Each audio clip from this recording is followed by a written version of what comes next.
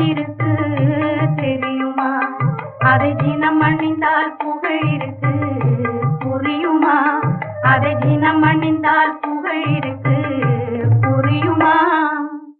முருகன் திருநீரில் மருந்திருக்கு தெரியுமா?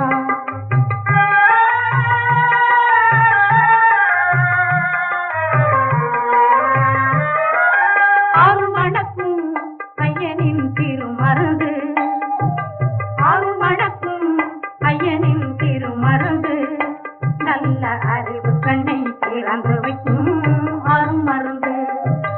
அருள்மணக்கும் ஐயனின் திருமருந்து, நல்ல அறிவு கண்ணை திறந்து